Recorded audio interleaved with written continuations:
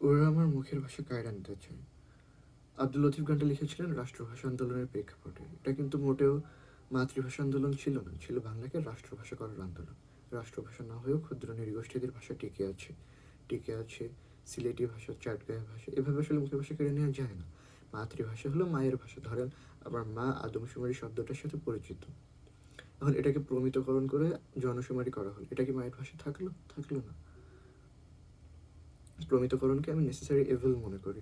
প্রমিতকরণের ফলে একটা জাতির ভাষাকে শৃঙ্খলাবদ্ধ করা হয়, কিন্তু বাংলা ভাষা প্রমিতকরণের ক্ষেত্রে যে নিয়মগুলো মানা হয়েছে সেগুলো উপনিবেশিকতার ফল।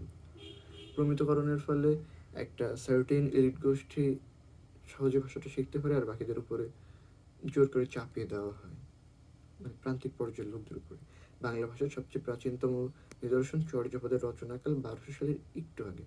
এটাকে আমরা যেভাবে বাংলার প্রাচীনতম নিদর্শন বলি, মৈথিলিরা দাবি করে মৈথিলি ভাষা, আসামিরা এটাকে দাবি করে আসামি ভাষা, উড়িষ্যার লোকেরা দাবি করে এটা উড়িষ্যার উড়িয়া ভাষা। অর্থাৎ এই সময় বাংলা ভাষাটা ছিল প্রোটো বাংলা আকারে, বাংলার একেবারে প্রাথমিক রূপ। হরপ্রসাদ শাস্ত্রী এটাকে আলোয়াধারী ভাষা বা সান্ধ্য ভাষা বলে আখ্যায়িত করেছেন। ঠিক তারপর 1203 সালে ইখতিয়ার উদ্দিন মোহাম্মদ বিন বখতিয়ার খলজি বঙ্গ বিজয় করে। মুসলিম শাসনামলে রাষ্ট্রভাষা ছিল ফার্সি ভাষা।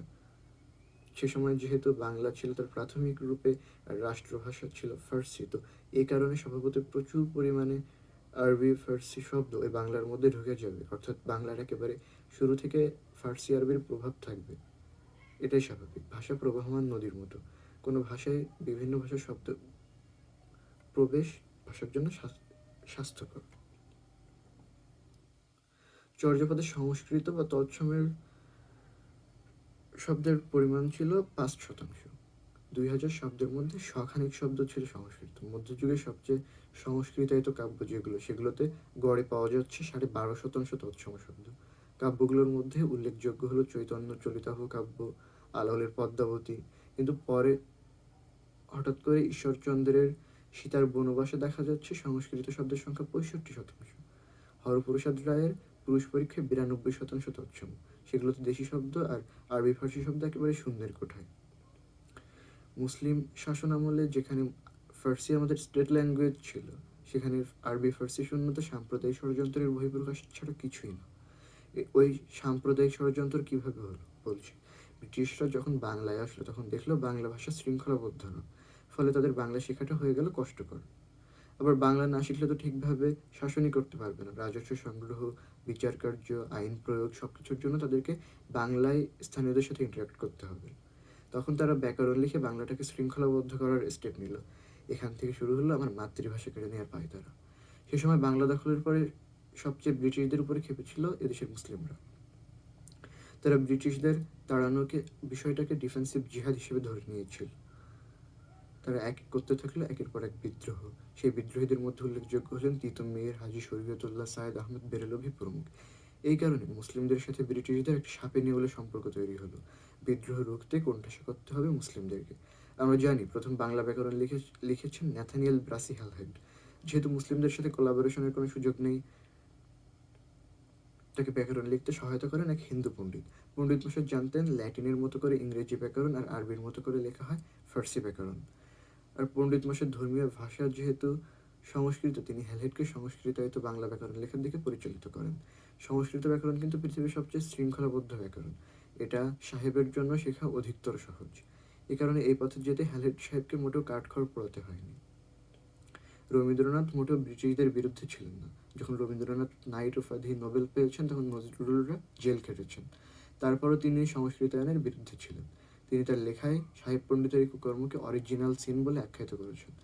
মুসলিমদেরকে কোণঠাসা করার আর সংস্কৃতায়নের প্রথম ধাপ হিসেবে প্রথমে তারা বাংলা ভাষা থেকে 118টা ক্রিয়াপদ বাতিল করে, আরবি ফার্সি ক্রিয়াপদ বাতিল করে। এমনিতেই ক্রিয়াপদ কম হয়, সেখানে একটা ভাষা একটা ক্রিয়াপদ কম হয়, সেখানে তারা 118টা ক্রিয়াপদ বাতিল করে। তো এই বিশাল গ্যাপটা পূরণ হবে কি দিয়ে? সংস্কৃত বা তৎসম দিয়ে। বাংলা ব্যাকরণের দ্বিতীয় সংস্করণ তৈরি করেন উইলিয়াম ক্যারি, আর তার সহযোগী ছিলেন মৃত্যুঞ্জয় বিদ্যালঙ্কার। এখানেও এই সংস্কৃতের প্রভাব। পরে প্রথম বাঙালি যিনি বাংলা ব্যাকরণ প্রণয়ন করেন তিনি হলেন রাজা রামমোহন রায়। তার ব্যাকরণ ছিল গৌড়ীয় ব্যাকরণ। এটাকে তিনি নিজেও বিশুদ্ধ বাংলা বলেননি, এটা তিনি ব্রিটিশদের পৃষ্ঠপোষকতায় লেখেন। এটা ছিল সংস্কৃতায়িত বাংলা বা রাঢ়ী বাংলা বা গৌড় বাংলা। এখন কথা হলো হঠাৎ করে লেখে এই ধরনের সংস্কৃতায়িত বাংলা প্রচলিত হলো কিভাবে? আমরা জানি প্রথম প্রভাবশালী বাংলা পত্রিকা ছিল সমাচার দর্পণ। এটা মূলত চালাতো মিশনারিরা। মিশনারিরা মনে করতো বাংলা অঞ্চল তাদের জন্য ঈশ্বরের বরস্বরূপ। তাদের দরকার এই অঞ্চলের মানুষদের সভ্য করা। তো ইস্ট ইন্ডিয়া কোম্পানির টাকায় মিশনারিদের হস্তক্ষেপে এই সংস্কৃতায়িত বাংলা শিক্ষিত মানুষের মধ্যে পুশ করা হলো। এই ফ্রেমওয়ার্কে লেখা ছাড়া তখন প্রসিদ্ধ কোনো ম্যাগাজিনে লেখা প্রকাশই হতো না, কারণ প্রায় সব ম্যাগাজিন ছিল ইস্ট ইন্ডিয়া কোম্পানির দখলে। ভাষা মূলত মুখ থেকে কলমে যায়, কিন্তু আমাদেরটা কলম থেকে মুখে এসেছে। প্রমোদ চৌধুরী এই প্রসঙ্গে বলেন, মুখ থেকে কলমে যাওয়া স্বাভাবিক, কিন্তু কলম থেকে যখন কোনো ভাষা মুখে আসে তখন কালি লেগে যায়। সংস্কৃত ভাষার সাথে ভালো সম্পর্ক থাকায় কলকাতার দাদাবাবুদের জন্য এই সংস্কৃতায়িত বাংলা হয়ে গেল সহজতর, ঢাকার জন্য হয়ে গেল বোঝা। আর বাঙালি কলকাতাপন্থী এলিটদের হস্তক্ষেপে এই ভাষা বাংলা একাডেমির মাধ্যমে চাপিয়ে দেওয়া হচ্ছে আমাদের উপর, চালানো হচ্ছে এপিস্টেমিক ভায়োলেন্স। অথচ প্রমিত ভাষা হয় কোনো দেশের কেন্দ্রের সম্ভ্রান্ত শিক্ষিত মধ্যবিত্তের ভাষা। আমাদের ঢাকার বাংলাদেশি জাতীয়তাবাদী এলিটদের আপনি কখনো এভাবে কথা বলতে দেখবেন না। আমি ভিডিওটা যখন রেকর্ড করছি, অর্থাৎ জুলাই রেভলিউশনের পরে বাংলা একাডেমির মহাপরিচালকের পদে বসেছেন ডক্টর মোহাম্মদ আজম। আমার এই পুরো ভিডিওটার থট তার রিসার্চ পেপারের মলাটবদ্ধ রূপ বাংলা ভাষার উপনিবেশায়ন ও রবীন্দ্রনাথ বইটা থেকে চুরি করা। আমি জানি উনি বাংলাদেশি বাঙালিকে এই জ্ঞান সন্ত্রাস থেকে বাঁচানোর জন্য প্রয়োজনীয় পদক্ষেপ নেবেন।